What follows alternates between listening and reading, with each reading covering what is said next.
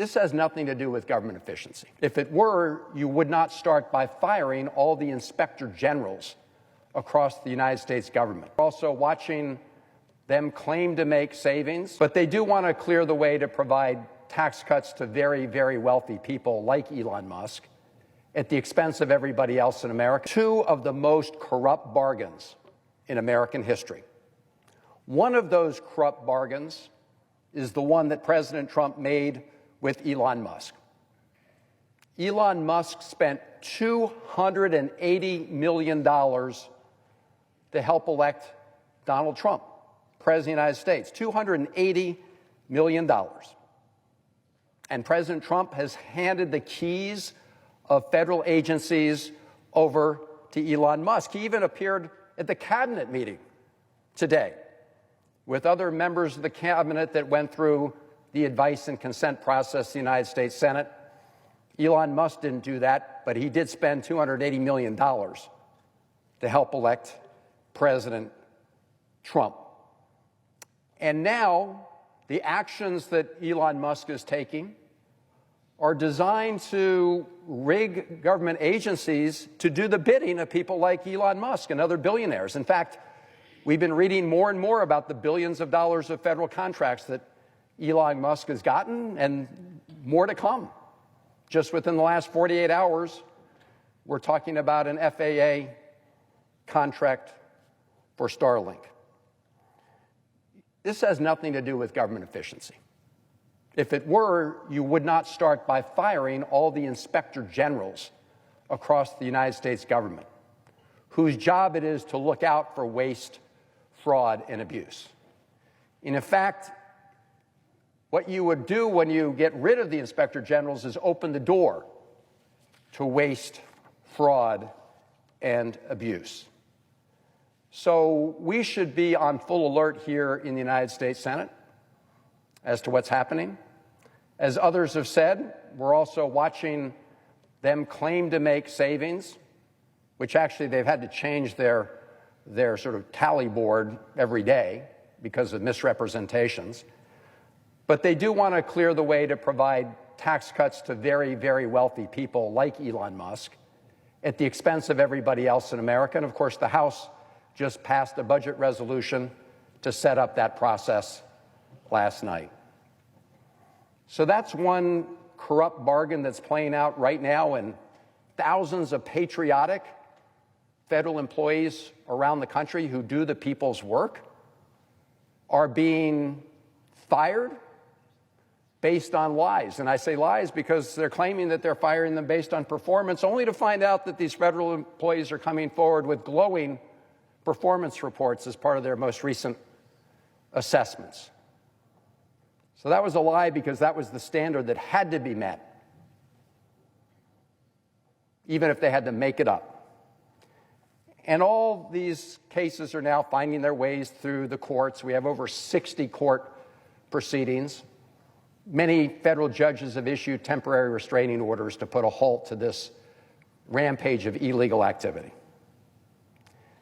The other corrupt bargain is the one that brings us to the Senate floor today, because it was in May of last year during the campaign that candidate Trump promised the big oil executives that he would deliver their wish list if they spent $1 billion to return him to the White House. So much has happened since then, I think some people forget, but here's the Washington Post headline from May 9th, 2024. What Trump promised oil CEOs as he asked them to steer $1 billion to his campaign. The story describes how the CEOs there were stunned when he went on to say, "You are all wealthy enough that you should raise $1 billion to return me to the White House." And he vowed to immediately reverse dozens of President Biden's rules and policies. And as the article indicates, among the things he promised to scrap were the efforts to develop more clean vehicles, more electric vehicles, and to develop more wind energy. So he promised to provide more opportunities for the big oil companies while harming their competitors in the clean energy industry. Now, he promised he would do all this on day one. He also made another promise as to what he would do on day one. He promised the American people he was going to lower prices on day one. Well, Mr. President, we all know that that's just not happening. Prices are going up. Grocery prices are going up. Rents are going up. Home prices are going up. Price of eggs are through the roof. So President Trump is not delivering on that day one promise. He is delivering on his promise to the big oil executives to issue that order that has made it even easier for them to produce when they're already producing close to maximum current levels. In fact, as my colleagues have said, for the past 6 years in a row, the United States has been producing more crude oil than any other nation at any other time ever. In fact, the last administration actually approved more oil and gas leases during those 4 years than Donald Trump did during his first term in the White House. And there's plenty of room to grow under existing leases. About half of U.S. oil and gas leases are currently not being used. So here he issues an executive order to allow even more to move forward, even when a lot of potential is still not being tapped, but doing it in a way that will negatively impact the public health. Sacrifice clean air and clean water. But, Mr. President, that's only half the problem. That's half the problem. Because what President Trump is doing is not only giving a blank check to the big oil companies, he's also sabotaging clean energy in the United States of America. They, of course, provide competition to the big oil companies. So by throttling and sabotaging efforts when it comes to solar power or wind power or electric vehicles, you're actually producing less overall energy. You're actually giving the big oil companies a competitive advantage. That means prices go up, not down. I can tell you that in my state of Maryland, people are feeling the impact of higher electricity prices. We need to generate more electricity. We've got data centers coming on board. AI consumes a lot of energy. So why in the world would President Trump be trying to cripple the clean energy industry? Well, that's what he told the big oil executives he would do. He's going to crack down on wind power. Well, I will tell you that solar and wind energy are among the cheapest forms of energy in the country.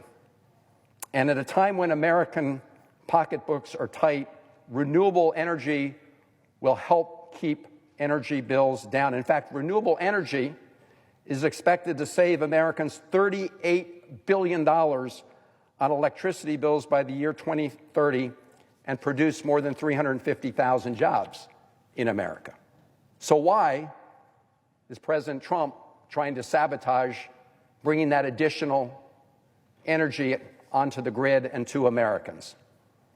Mr. President, in Maryland, we're planning investments in offshore wind that will create 2,600 local jobs and power over 718,000 homes. That's wind power energy. That's what Donald Trump is trying to sabotage. So if you really want to create more energy and you want to reduce energy prices, you wouldn't be doing what Donald Trump is doing when it comes to putting the screws to clean energy production.